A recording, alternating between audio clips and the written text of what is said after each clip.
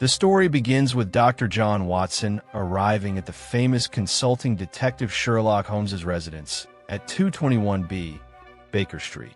He finds Holmes deep in conversation with a remarkably stout, elderly man whose most striking feature is a magnificent head of blazing red hair. Holmes invites Watson to stay and hear the gentleman's case, declaring it to be one of the most singular he has ever encountered, and assures Watson that his presence will be of immense help. The client, Mr. Jabez Wilson, a pawnbroker with a small business in Saxe-Coburg Square, gratefully accepts the addition of a witness to his extraordinary tale. Mr. Wilson commences his story by recounting the peculiar circumstances that began 8 weeks prior. He explains that he employs a young assistant named Vincent Spaulding, who is willing to work for half the usual wages because he is eager to learn the pawnbroking business.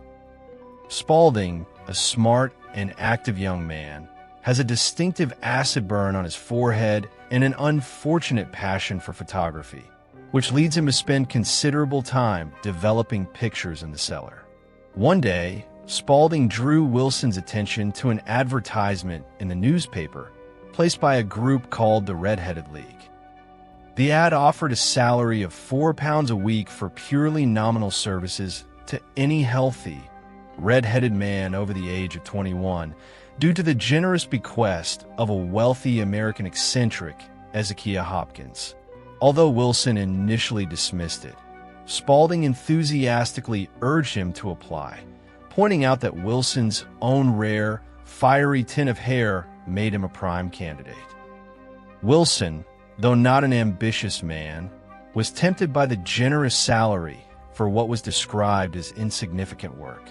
Following Spaulding's insistence, the two men made their way to the address given in the advertisement, an office in Pope's Court, Fleet Street.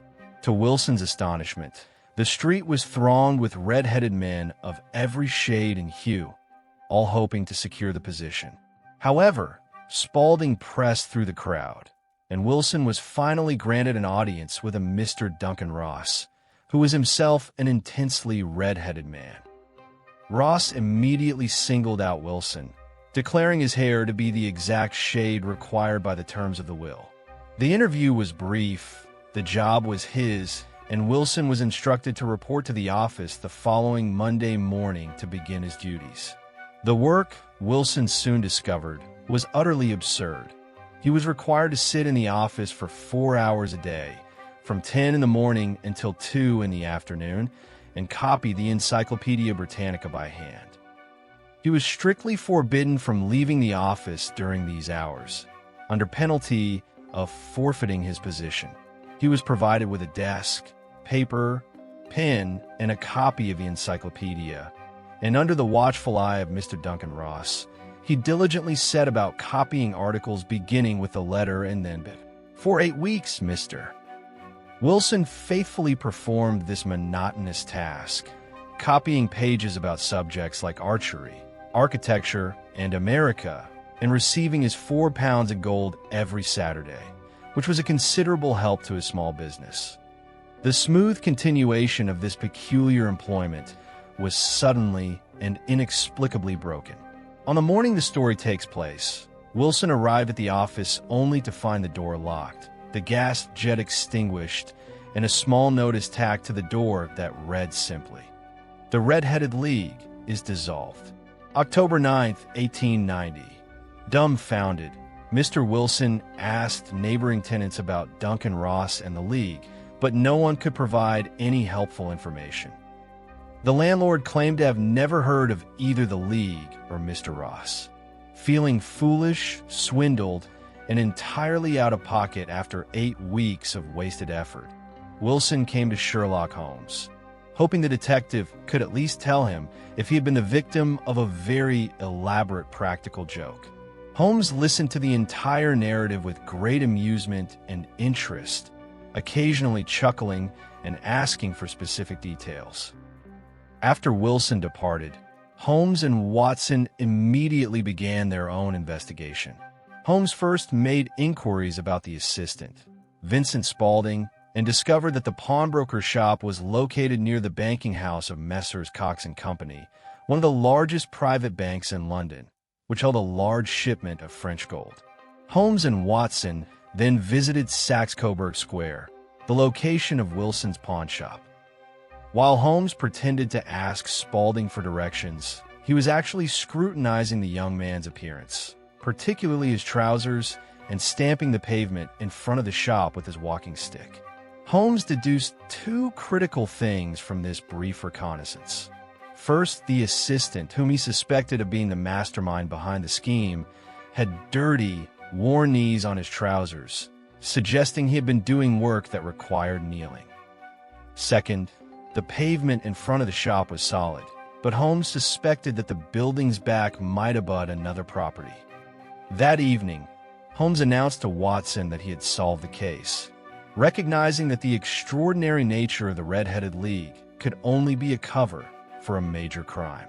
He knew that the only reason for a criminal to keep the pawnbroker away from his shop for 4 hours a day was to gain uninterrupted access to the premises for some clandestine activity.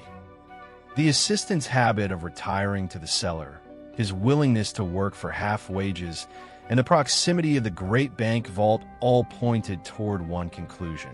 The League was a massive deception designed to keep Wilson out of the way while a tunnel was being dug from the pawnbroker's cellar into the vault of the neighboring bank. Holmes correctly identified Vincent Spaulding as John Clay, a notorious criminal and master organizer known for his aristocratic connections and unparalleled audacity, with his accomplice, Duncan Ross, being an associate in the plot.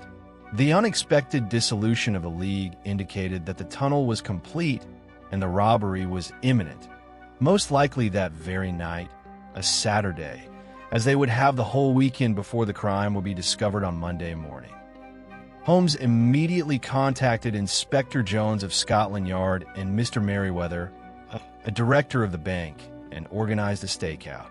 The four men, Holmes, Watson, Jones, and Merriweather, concealed themselves in the cold, dark vault of the bank. After an agonizing wait in the darkness, a small flagstone in the floor was lifted and a hand emerged, followed by the head and shoulders of John Clay, the supposedly humble assistant, Vincent Spaulding. Clay, armed with a pistol, was quickly followed by his accomplice. Holmes sprang from the shadows, declaring his presence, and a brief, sharp struggle ensued. Despite his desperate attempt to escape through the tunnel, John Clay was swiftly overpowered and arrested by Holmes and Jones. His accomplice, who attempted to flee out of the pawnbroker's door, was also captured by police officers waiting outside. The case was closed, the culprits captured, and the bank vault secured. Holmes explained the whole ingenious plot to a bewildered Watson, noting that the great mystery of the Red-Headed League was merely the bait used to keep Mr. Jabez Wilson occupied.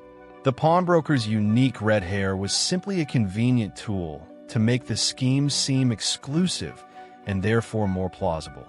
Holmes finished by remarking that the successful resolution of this case had momentarily dispelled his persistent state of ennui, listlessness, and he felt satisfied that he had done something to combat the commonplaceness of existence.